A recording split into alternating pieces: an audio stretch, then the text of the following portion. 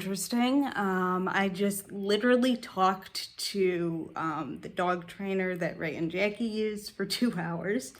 I was only anticipating him being here maybe half an hour, maybe an hour. He said he talks a lot. He does. He gave me a lot of good information, and he's going to help. Zoom's biggest issue is, surprise, surprise, he doesn't get enough exercise, which I kind of already knew, but I'm kind of, my hands are tied because I can only walk him so much.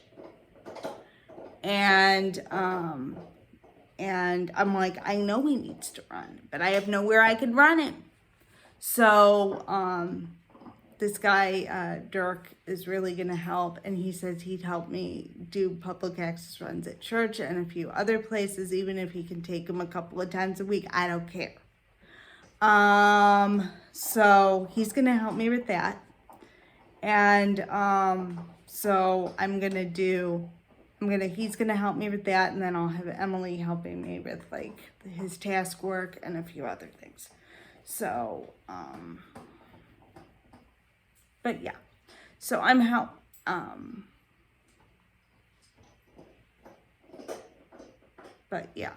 so I'm like really happy. I'm just like getting pieces and parts put together, and I think Dirk can help me a lot because he's gonna kind of fine tune Zoom's obedience end of things that's kind of tripping us up a little bit.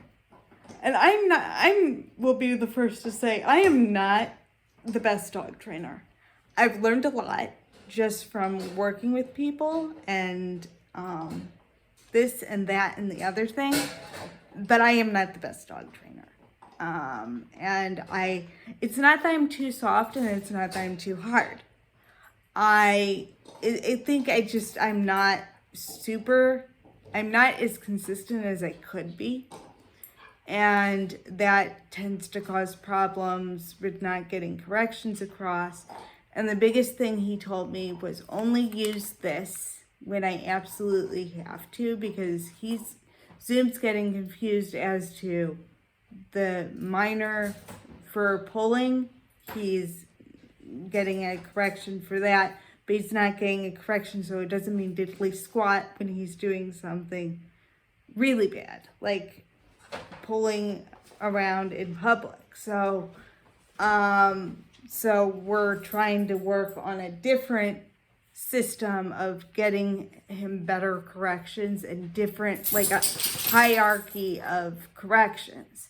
So we will do that, and I will most likely actually put him on his lead, I think, when Mom is here on Saturday, and put him on the slip lead for his collar, his paracord little slip lead.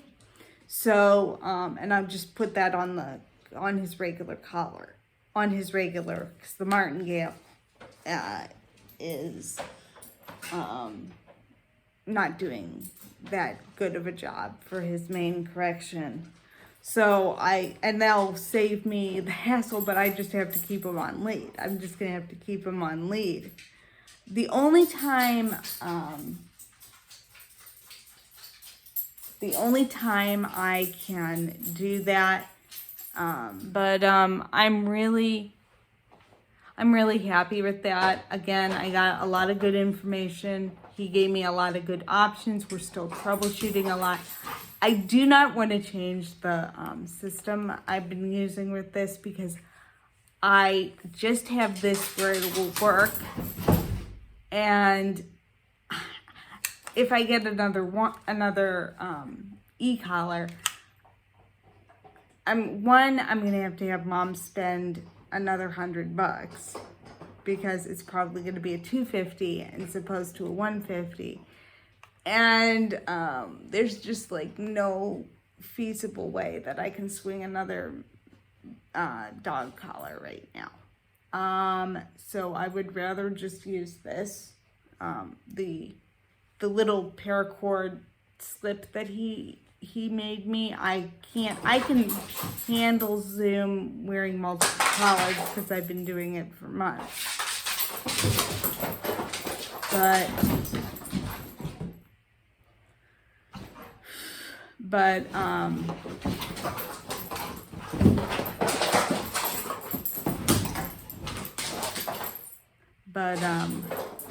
I am really happy, and I expect to like learn a lot and have a dog that will actually heel decently out in public, and we will work with that. So I intend to fix that problem. And I'll keep you guys posted on those and what I end up doing with that. And the dog just hit my light, so I'll have to fix that, and I'll see you guys in the next one. So just a quick postscript. I had to screw around with the light, but I got that fixed now. So I'm pretty good for now. But I'm really happy with how that went.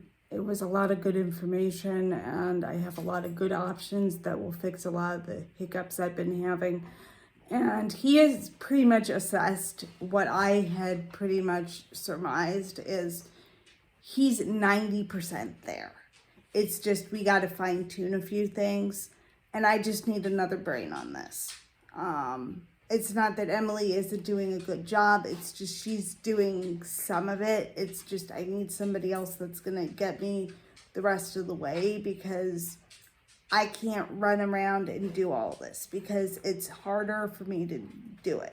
I can go to church and I can get a few things done, and I can take him to a few other places. But I hadn't thought that even the energy level for the salon was a little bit different, but because there's music going and all that. Church is pretty low key for the most part, but the chiropractor's super chill. So he does calm down. But yeah. But so we're gonna work on that. And I'll keep you guys updated on my stuff with Dirk. I'll figure out how I will actually pay him at some point. But he seems pretty chill, because Ray is like, he undercharges us. And understanding that he actually hasn't gotten his business going yet, he's kind of informally doing stuff, and he's super chill about people. Makes a lot of sense, but yeah. So I'll keep you guys updated on what's going on with that. And this will go into another vlog probably next week. And I'll get this edited together for you guys. I'll let you guys know how my first trip to church working with Dirk goes. Okay, this is just a postscript to the vlog that's going up this week, which I will hopefully start editing today or tomorrow. So I took Zoom to church like I normally do, and Dirk came with us. And he got there a little later, which kind of screwed up my plan for like walking Zoom through, but we were able to do that walking him out. But anyway, so we're just trying to fine tune like his heel and his behavior out in public, because he's like not quite there yet, because he just gets too excited, and you can pull him back in, but he's just too distracted and too excited. And so he just needs to chill. And so I'm going back and forth between working him on I'm not working him on this as much, because he's too desensitized to just one correction. Zoom off. And so I'm like trying to do a leash correction with him that's a little bit more direct. And I can do that on his martingale if his martingale is tight enough. but he really responds well to a prong collar. My issue with the prong collar is I cannot get it on or off. So we're trying to remedy that. And my main idea right now is to have him on 2 leashes. He's going to be on a 2-foot, which will be attached again to my wheelchair to keep him from going out any further, so he can't just like go out 4 feet and sniff wherever he wants when he smells something. And then I'm gonna have him on the 4-foot. So, but the 2 foot's essentially there as a guideline to remind him, hey, he can't go out as far as he wants. So, but I'll talk to Dirk about that. The other thing is, I'm going to see if Dirk can take him for a doggy daycare. And I primarily want him to take him, obviously, in the winter when I have trouble getting him out. I'll have Dirk take him for a few hours, and when the weather's bad. And essentially get him out when I can't get him out.